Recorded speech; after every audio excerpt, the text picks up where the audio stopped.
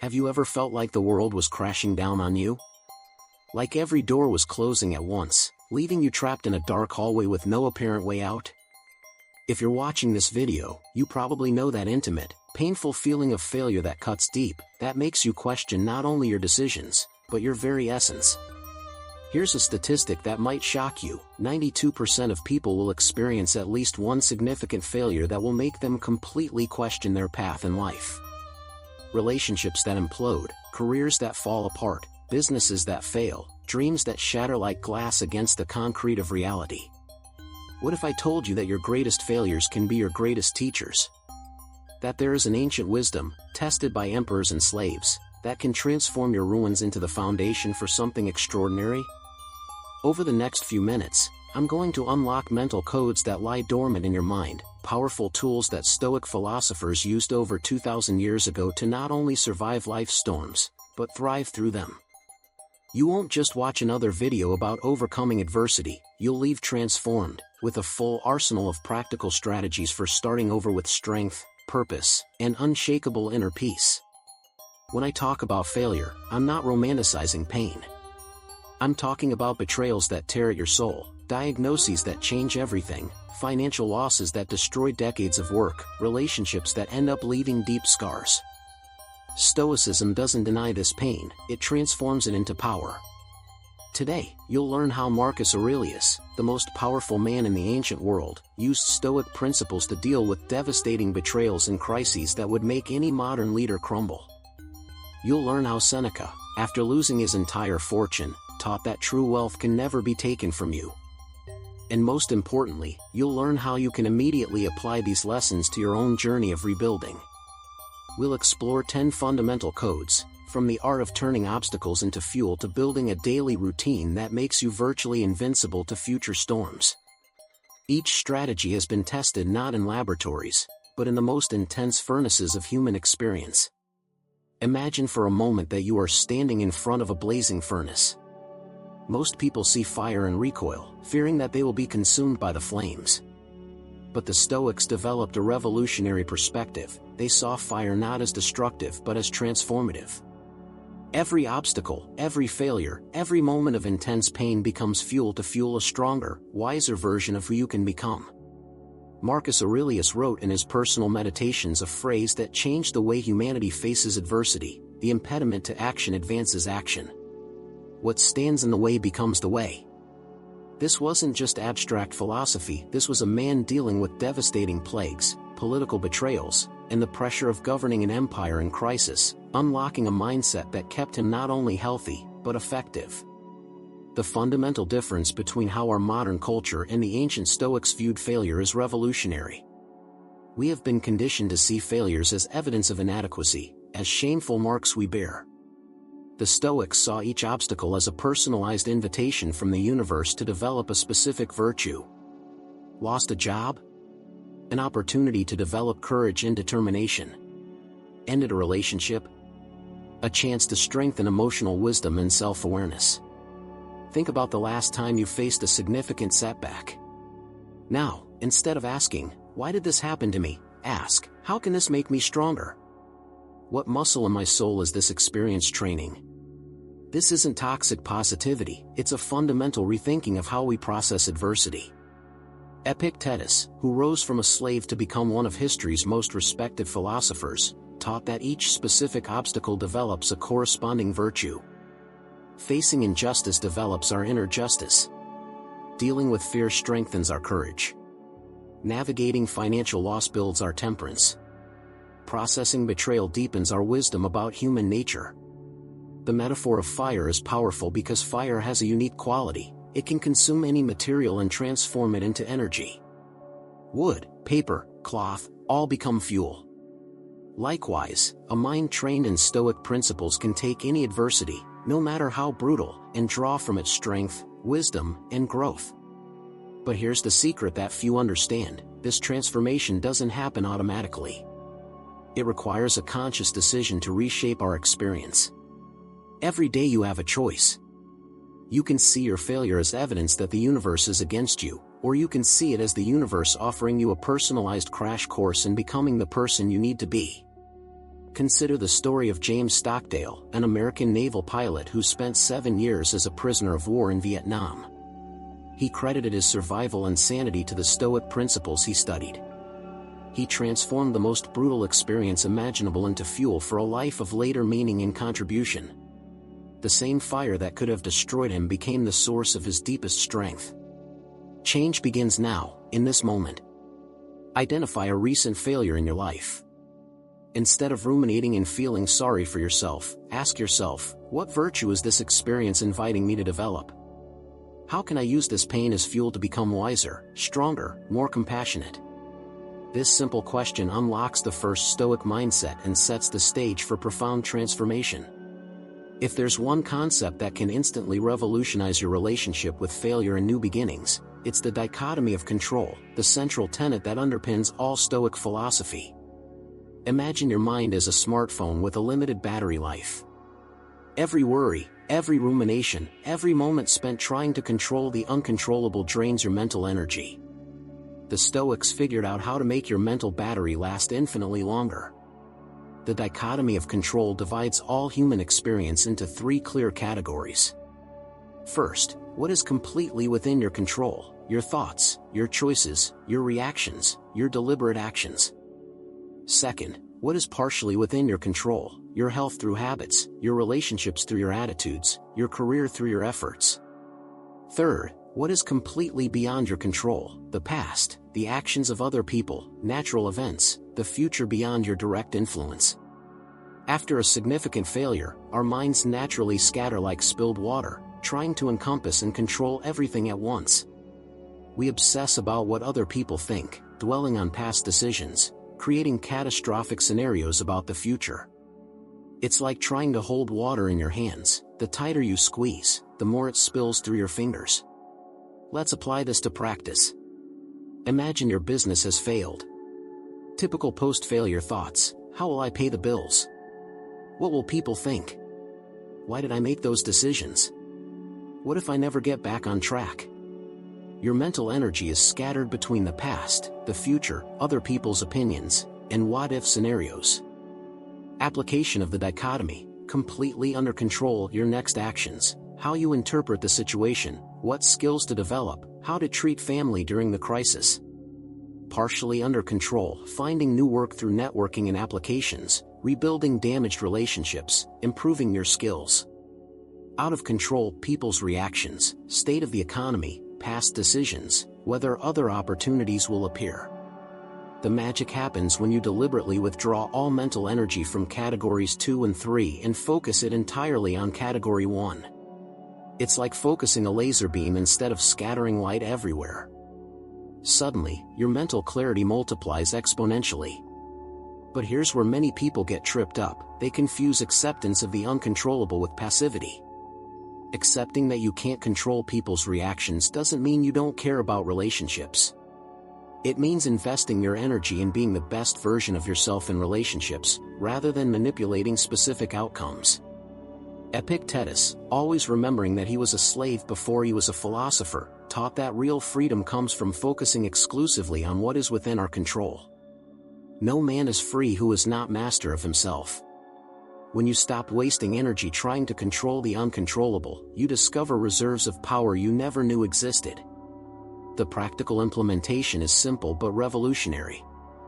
Every morning, list 3 things that are completely within your control today that relate to your new beginning. It could be sending out resumes, making a difficult call, practicing a skill, having an important conversation. Throughout the day, whenever you feel anxious or frustrated, stop and ask yourself, is this within my control? If not, consciously redirect your attention to something that is. This practice creates a powerful ripple effect. First, you feel immediate relief when you stop fighting what you can't change. Second, your actual effectiveness increases dramatically because all your energy is focused on where it can make a difference. Third, you develop a deep inner peace that is independent of external circumstances. Marcus Aurelius practiced this daily, reminding himself, confine yourself to the present. Not because the future doesn't matter, but because the present is where your real power lies. It is in the now that you choose your thoughts, make decisions, and act in alignment with your values. the Dichotomy of Control is not just a crisis management tool, it's a completely new mental operating system that transforms how you experience life. When mastered, it becomes your shield against unnecessary anxiety and your sword to cut through the paralysis that keeps many people stuck in cycles of failure and inaction. There is a level of acceptance so profound that it transcends resignation and becomes true love, not just tolerance, but genuine gratitude for what has happened. The Stoics called it amor fati, love of fate. It may seem impossible to love a betrayal, a devastating loss, a public failure that has changed your entire life. But what I'm about to share may be the most powerful code for emotional release you've ever encountered. Friedrich Nietzsche, deeply influenced by the Stoics, described amor fati as my formula for the greatness of a human being is amor fati, that nothing be different, neither forward nor backward, nor in all eternity. It's not masochism or denial of pain, it's the revolutionary recognition that your entire story, including the darkest chapters, has created exactly who you are today. Let's break this down into 3 practical levels of application. The first level is basic acceptance. Stop resisting what has already happened. It's like stopping trying to push against a wall. You stop wasting energy on a battle you can't win. It's already happened. Mental resistance doesn't change the facts, it just prolongs unnecessary suffering. The second level is gratitude for the learning. Here you begin to identify specific lessons that could only have come through this particular experience. Maybe a betrayal taught you about intuition and boundaries. Maybe a failure revealed your true resilience. Maybe a loss deepened your compassion in ways that success never could. The third level, the most transformative, is genuine love for the entire experience. Not despite the pain, but including it. It's recognizing that you wouldn't be who you are today, with all your depth, wisdom, and capacity for empathy, without having gone through exactly that. Every scar tells a story of survival and growth. But how do you get there practically? First, rewrite your personal narrative. Instead of "this was terrible and shouldn't have happened," try, "this was painful and it taught me something essential about life/people/myself." The "and" conjunction is crucial. You're not denying the pain, you're expanding the story to include growth. Second, practice specific gratitude. Not generic gratitude for the lesson, but precise identification of how you've changed. I'm grateful that I now know how to recognize red flags in relationships. I'm grateful that I've developed courage I didn't know I had. I'm grateful that I can now help others who are going through the same thing. Third, use the past self/present self technique. Have a mental conversation with the version of yourself that was going through the crisis. With the wisdom you have now, what would you say to that person? We often discover deep compassion for our past self in recognition that we were doing the best we could with the resources we had. The therapeutic power of amor fati is scientifically validated. Research in neuroplasticity shows that when we change our relationship to traumatic memories, not by denying them, but by recontextualizing them, we literally change how those memories are stored in the brain. They lose their destructive emotional charge and gain constructive meaning. Consider the story of Viktor Frankl, a Holocaust survivor who developed logotherapy. He transformed the most brutal experience imaginable into the foundation for a life of meaning and contribution to humanity. Not because the experience was good, but because he chose to extract deep meaning from it. Amor fati doesn't happen overnight. It's a gradual process that begins with small acts of acceptance and evolves into genuine gratitude. Start by identifying a minor flaw in your life and practice seeing how it contributed to who you are today. As you develop this skill, you can apply it to deeper wounds. The freedom that comes from amor fati is unparalleled. When you stop fighting your own story, energy previously trapped in resistance and rumination becomes available to create your future. You become someone who no longer needs to hide parts of your experience. Your entire journey becomes a source of strength, wisdom, and authenticity. Of all the historical examples of Stoicism's practical application in times of devastating crisis, none is more powerful than that of Marcus Aurelius, the philosopher who ruled the greatest empire in history while facing betrayals that would shatter any modern leader. His meditations were not written for publication, but as intimate conversations with himself during the greatest storms of his life. It is like accessing the personal diary of someone navigating monumental crises with stoic wisdom. Imagine discovering that your most trusted general, Avidius Cassius, had proclaimed himself emperor based on false rumors of his death. Marcus Aurelius was dealing with border wars, a devastating plague that was killing thousands every day, and now he was facing a civil war. Any contemporary leader would have panicked, sought immediate revenge, acted on emotional impulse.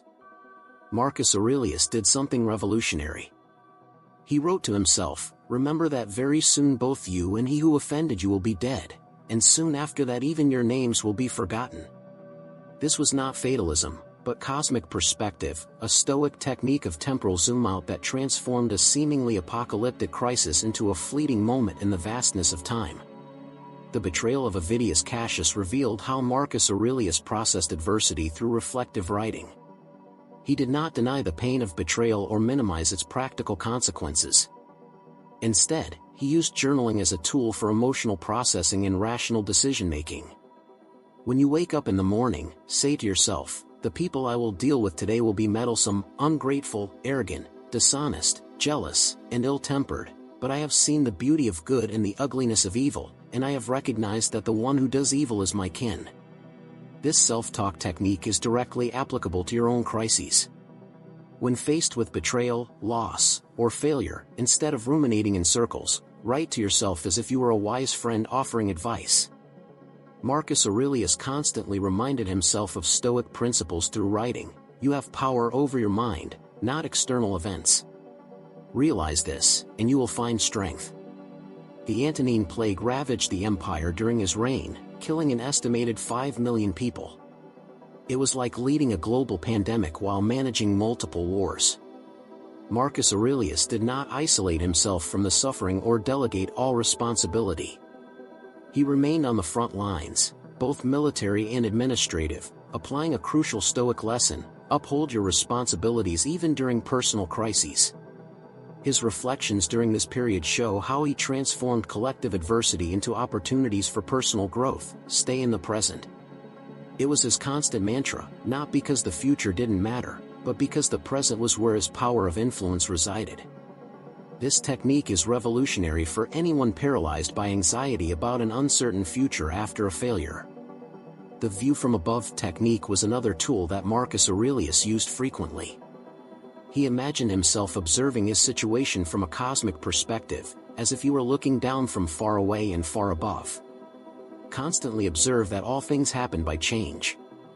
This perspective did not minimize real problems, but put them in a context that allowed for balanced action rather than emotional reaction. When he lost multiple children, devastating personal tragedies even for an emperor, his reflections show how he grieved through Stoic principles. Accept the children and the life you have been given, knowing that they are loans that must be returned. It was not emotional coldness, but a way of honoring grief without being destroyed by it. The practical application to your life is straightforward. First, use journaling like Marcus Aurelius. Write to process, not just event. Ask questions like, how can I respond to this in a way that honors my values? Second, practice bird's-eye view during crises. Imagine yourself looking at your situation from a very broad perspective. Third, maintain your core responsibilities even when everything seems to be falling apart. This creates a sense of purpose and normalcy amid the chaos. Marcus Aurelius taught us that true leadership, whether of an empire or of one's own life, comes not from avoiding adversity, but from navigating it with integrity, wisdom, and a perspective that transcends temporary circumstances. His crises became the foundation for wisdom that still inspires people 2,000 years later. Our minds have a built-in defect that dramatically magnifies the importance of present crises. It's as if we have a magnifying glass permanently glued to our eyes. Every current problem seems monumental, every failure becomes evidence of cosmic inadequacy, every setback assumes apocalyptic proportions. The Stoics figured out how to adjust this mental lens and develop techniques of time perspective that can instantly transform your emotional experience of any crisis. The illusion of present importance is a deeply ingrained cognitive bias. When you're in the midst of a painful breakup, it feels like you'll never be happy again. When you lose a job, it feels like your career is permanently over. When a business fails, it feels like evidence that you're not qualified to succeed. Your brain, designed for immediate survival, treats every present threat as if it were a matter of life or death. The Stoic technique of temporal zoom-out serves as a powerful antidote to this distortion. Marcus Aurelius constantly practiced perspective exercises. Remember that in a little while both you and everyone you know will be dead. And in a little while even your names will be forgotten. It wasn't morbid, but liberating, a way to distinguish between what really matters and what only seems important in the heat of the moment. The most effective practical tool is the October 10th, 10 exercise. When faced with a crisis that seems overwhelming, ask yourself, how will I feel about this in 10 minutes? In 10 months? In 10 years? This time progression almost always reveals that the current emotional intensity is out of proportion to its actual long-term importance. The discussion that seems apocalyptic today will be forgotten in weeks. The failure that seems definitive today will be just a footnote in the story of your life. Another powerful technique is deathbed visualization. Imagine yourself at age 90, looking back on your entire life. From that final perspective, how would you view the crisis you are facing now? We often find that events that consume us emotionally occupy a tiny space in the full narrative of a life. This is not a technique for minimizing legitimate grief, but for calibrating our emotional response to the appropriate scale. The Stoics also practiced imagining themselves as part of the cosmos, a technique that Marcus Aurelius used frequently. Contemplate constantly the universe as a living being, having a single substance and a single soul.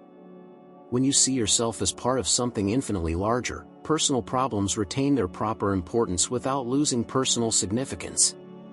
But here's an important pitfall: temporal perspective can be used in harmful ways if it becomes emotional avoidance. The goal isn't to avoid feeling pain or to minimize legitimate experiences. It's to feel appropriately, no more and no less than the situation warrants. Some things really do matter and deserve intense emotion. Others are artificially amplified by the bias of temporal proximity.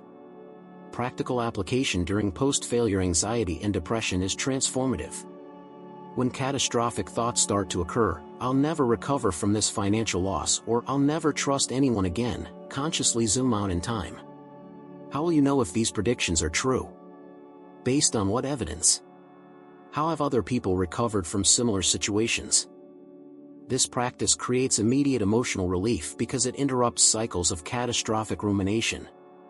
It also restores realistic hope, not blind optimism, but recognition that the future remains open and that you have more resilience than the current crisis suggests. Finally, it frees up mental energy for constructive action in the present rather than unproductive worry about future scenarios. The Stoic temporal perspective does not deny present reality or minimize real suffering. It calibrates our emotional response to match the real significance of events, allowing us to experience life with greater balance, less unnecessary anxiety, and more clarity to navigate challenges with wisdom rather than panic. Lucius Annaeus Seneca experienced one of the greatest reversals of fortune in history, from being an advisor to Emperor Nero and the richest man in Rome to exile and eventual loss of everything. His letters written during these periods of plenty and scarcity reveal revolutionary insights into how to build a healthy relationship with money and how to start over financially without losing dignity or ethics. For anyone facing financial ruin or struggling to rebuild after devastating losses, Seneca offers a roadmap tested in the furnace of real-world experience.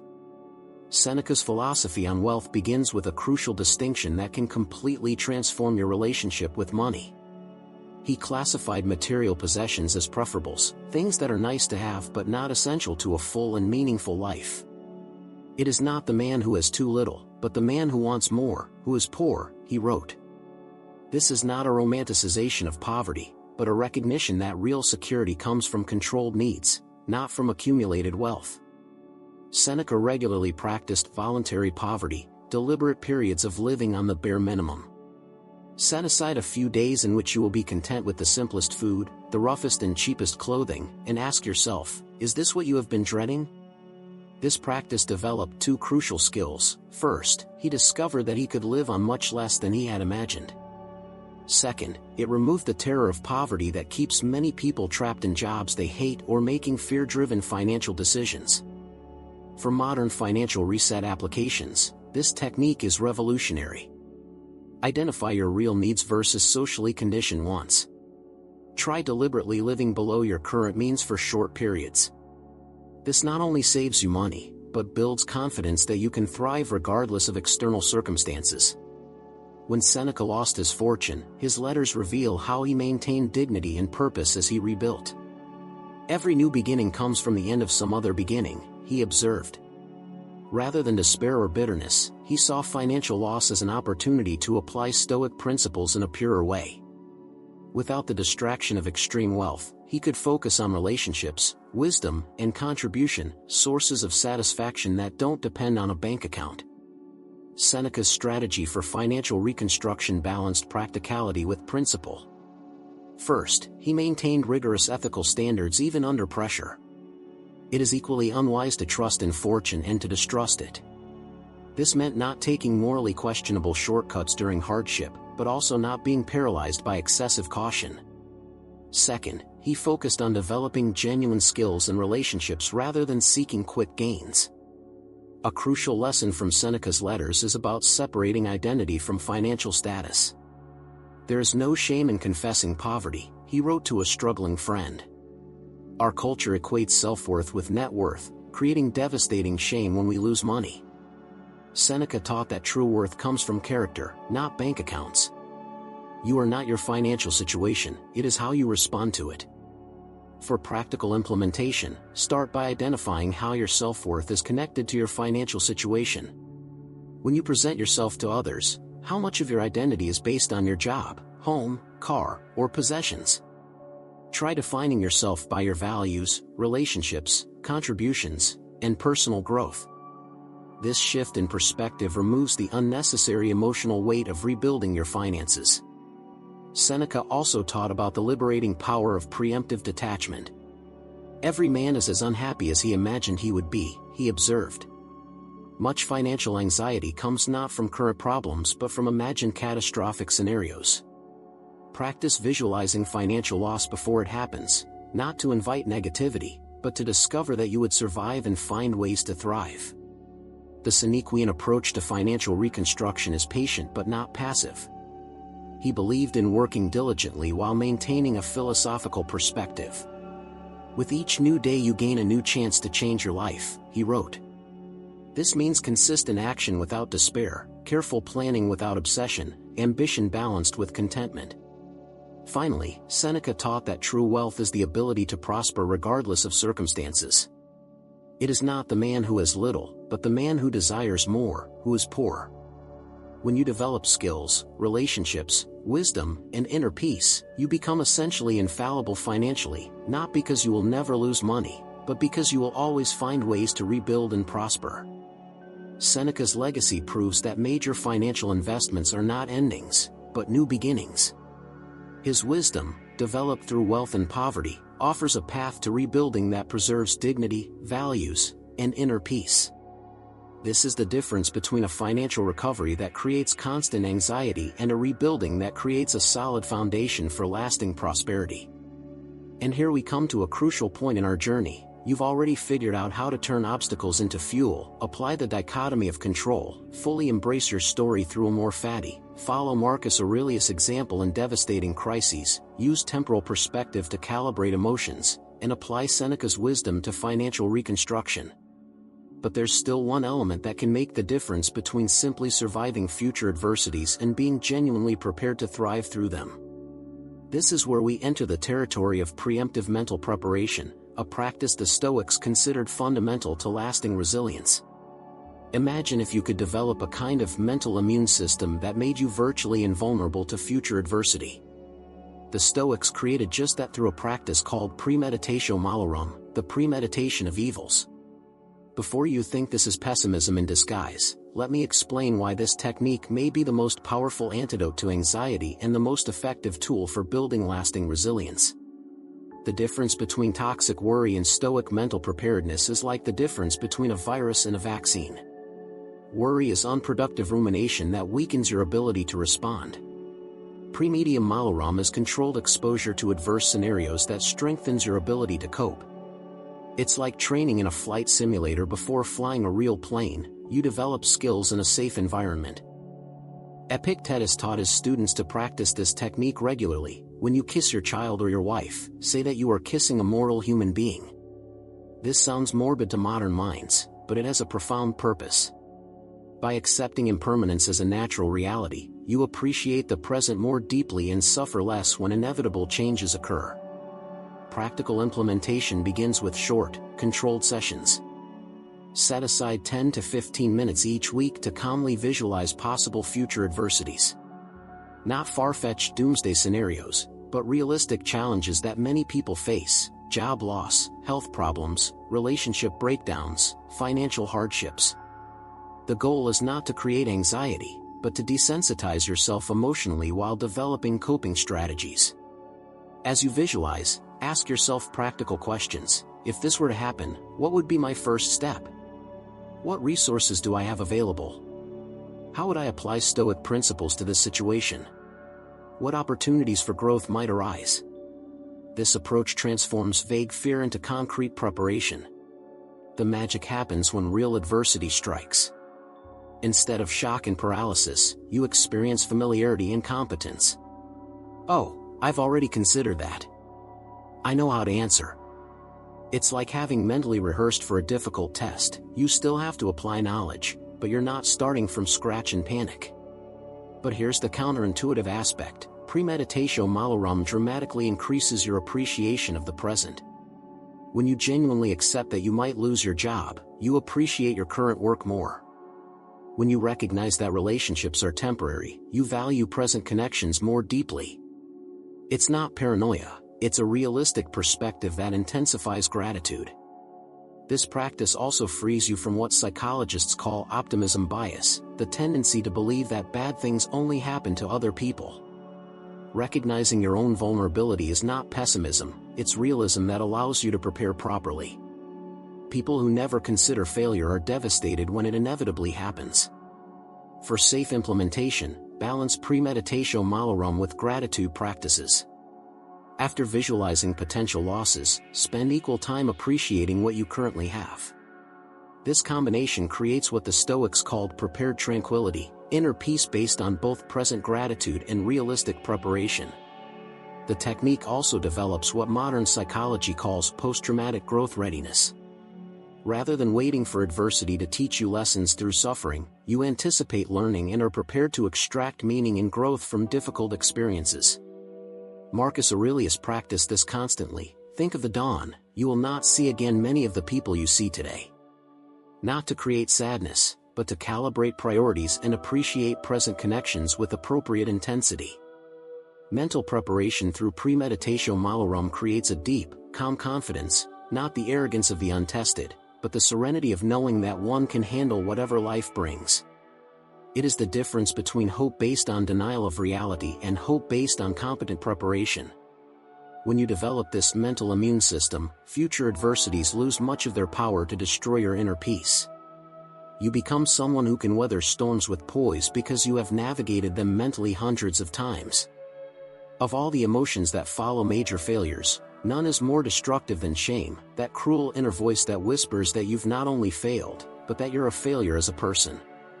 Shame is different from healthy guilt. While guilt says, I did something wrong, shame declares, I am something wrong.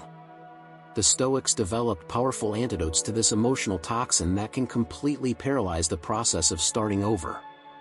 Shame operates through a devastating cognitive distortion. It merges your identity with your actions. You didn't betray someone's trust, you're a traitor. You didn't fail in a business deal, you're a failure. You didn't make a mistake, you're a mistake. This fusion between being and doing keeps millions of people trapped in cycles of self-sabotage and emotional paralysis. Epictetus, who knew both social humiliation and personal self-improvement intimately, taught a revolutionary distinction: no man can harm you without your permission. He wasn't minimizing real pain or denying that actions have consequences. He was pointing out that the cruelest judgment, the one you pass on yourself, is always within your control. The Stoic view of moral error is radically different from modern self-criticism. They saw failures as evidence of humanity, not inadequacy. Marcus Aurelius constantly reminded himself, "How often have I changed my mind about things I once thought right?" He normalized error as part of the process of growth, not as evidence of fundamental deficiency. The most powerful technique for transforming shame into learning is the sage's perspective exercise. When consumed with self-judgment after a failure, ask yourself, how would a Stoic sage view this situation? What compassionate yet honest advice would they offer? This outside perspective interrupts cycles of self-defeating rumination and introduces objective wisdom. A Stoic sage would view your mistake through three lenses. First, contextualization. You were doing the best you could with the knowledge, resources, and emotional state you had at the time. Second, humanization. Everyone makes mistakes. Perfection is not a realistic human standard. Third, instrumentalization. How can this mistake contribute to future wisdom and growth?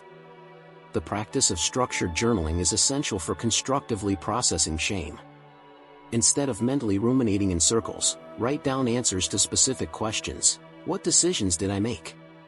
What information was available to me? What emotions were influencing my judgment? What did I learn about myself in similar situations? This approach transforms painful experiences into useful data for future navigation. The separation between core identity and temporary behaviors is crucial. The Stoics believed in a virtuous essence in each person, a fundamental capacity for wisdom, justice, courage, and self-control. Specific behaviors may fail to express these virtues momentarily, but they do not eliminate their existence. You have a deeper identity that transcends any specific action. This understanding allows for what modern psychologists call self-compassion, treating yourself with the kindness you would extend to a dear friend facing similar difficulties. If my best friend had made this same mistake, how would I respond? What perspective would I offer? Applying this same compassion to yourself is not self-indulgence, it is healthy emotional realism. Stoic self-esteem rebuilding differs dramatically from the modern approach based on achievement and external validation. Stoic self-esteem is based on character and intention, not results. You can fail externally while maintaining internal integrity.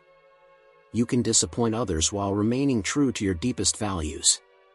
This internal foundation creates emotional stability regardless of external circumstances. For practical application during intense shame, use the self-talk rescript technique. Identify the cruel self-talk and consciously replace it with a Stoic perspective. Instead of "I'm an idiot who always messes up," try, "I made a significant mistake that taught me something important about judgment and decision-making. I will use this learning to make wiser choices in the future." Transforming shame into learning frees up emotional energy trapped in self-attack and invests it in real growth. When you stop fighting an internal war against yourself, you can devote mental resources to building the future you want. This is not denial of responsibility, but mature acceptance that allows for genuine progress. In a world obsessed with external metrics of success, bank account, professional status, social approval, material possessions, the Stoics offered a radical proposal that may seem absurd at first glance: only virtue constitutes true good. Everything else is preferable indifference, things that are nice to have but not essential to a fulfilling life. This is not some impractical ivory tower philosophy, it is the most solid foundation possible for emotional stability in an unstable world. The four pillars of Stoic virtue form a complete system for navigating any situation in life. Practical wisdom, phronesis, is the ability to see situations clearly and make appropriate decisions. Justice encompasses all ethical relationships, how to treat others and yourself with integrity. Courage is not the absence of fear, but appropriate action despite fear. Temperance is self-control, the ability to choose a response rather than react impulsively. The revolutionary beauty of this system is its indestructibility. You may lose your job, but you cannot lose your ability to make wise choices. Relationships may end, but your ability to treat others fairly remains intact. Health may deteriorate, but the courage to face challenges can never be taken away. Wealth may disappear, but self-control and temperance remain as inner resources. This understanding fundamentally changes how you experience loss. When identity is based on virtue rather than circumstances, you never truly lose everything. Your possessions may be taken, but your character remains. Your reputation may be tarnished, but your inner integrity remains intact. Your body may fail, but your ability to respond with dignity remains supreme. Marcus Aurelius, who had access to unimaginable luxuries, constantly reminded himself of this truth: very little is needed for a happy life, it is within you, in your thinking. He was not romanticizing poverty or denying that external resources make life easier. He was recognizing that genuine satisfaction comes from internal alignment, not external accumulation. During times of rebuilding after failure, this perspective offers unparalleled emotional stability. When everything else is in flux, you have a solid foundation of identity that is independent of temporary circumstances. No matter how devastating your external situation, you maintain access to internal resources that no one else can touch. Practical application begins with redefining success metrics. Instead of measuring progress solely by external achievements, start by assessing growth in virtues. Did I demonstrate wisdom in making that difficult decision? Did I act fairly under pressure? Did I show courage in facing my situation honestly? Did I practice temperance in managing my emotional reactions? This shift in perspective frees you from dependence on external validation. When self-worth is based on character rather than achievement, you can maintain dignity regardless of how others respond to your circumstances. You can be unemployed but virtuous, divorced but whole, broke but dignified. The practical building of virtues happens through small, daily choices. Virtue is not an abstract quality that you either possess or do not possess. It is a muscle that is strengthened through consistent exercise. Every decision to tell the truth when lying would be easier to exercise in virtue of justice. Every moment of patience when anger would be natural develops temperance. Every act of facing fear instead of avoiding it builds courage. The Stoics viewed failure and new beginnings as intensive training grounds for developing virtue. Adversity reveals areas where virtues need strengthening and provides practical opportunities for growth. It's not that you should seek out suffering, but when it inevitably comes, you can use it as fuel for character development. This approach creates a profound freedom that transcends circumstances. When you know that you have access to invincible inner resources, the ability to think clearly, act ethically, respond courageously, and maintain self-control, no external situation can destroy your fundamental peace. It can challenge it, test it, refine it, but it cannot eliminate it. The Stoics' promise was not a life without hardship, but a life with enough inner resources to thrive through any hardship. When virtue becomes your primary measure of success, you become essentially infallible, not because you never fail externally, but because you always have the capacity to respond internally in ways that honor your deepest values. Real transformation doesn't happen through occasional insights or sporadic motivation, but through consistent practices that gradually reshape how you think, feel, and act. The Stoics were masters at creating sustainable systems that embedded philosophical wisdom into the texture of daily life. For those rebuilding after significant failures, a structured Stoic routine can be the difference between superficial recovery and profound transformation. A complete Stoic routine operates in 3 strategic moments: morning, preparation; noon, recalibration; and evening, reflection. Each moment serves a specific function in developing mental resilience and emotional clarity. This is not a rigid schedule, but a flexible framework that you adapt to your specific circumstances. Morning practices lay the mental foundation for the day. Begin with 5 minutes of reflection on the dichotomy of control as it applies to the day ahead. What is completely within my control today? What is partially within my control through my effort? What is completely out of my control and deserves acceptance? This initial clarification prevents energy from being dissipated into unproductive worry. Set intentions based on virtues rather than just external goals. Today I will practice patience in difficult conversations is more powerful than today I will get that meeting. External goals depend on factors beyond your control. Virtuous intentions are always available regardless of circumstances. Practice light pre-medium malarum, not intense negative visualization exercises, but realistic mental preparation. What challenges might I face today? How would I apply Stoic principles if they arose? This mental preparation reduces anticipatory anxiety and increases confidence in your ability to respond. Structured Stoic journaling is a fundamental tool that distinguishes productive reflection from destructive rumination. Use specific prompts rather than free-writing. Morning questions might include, how can I apply Stoic wisdom to my rebuilding challenges today? What opportunities for virtuous growth can I find in my responsibilities today? During the midday, practice Stoic check-ins, brief pauses to recalibrate perspective. When you feel stressed, anxious, or frustrated, ask, is this within my control? How can I apply temporal perspective to this situation? What response would honor my values?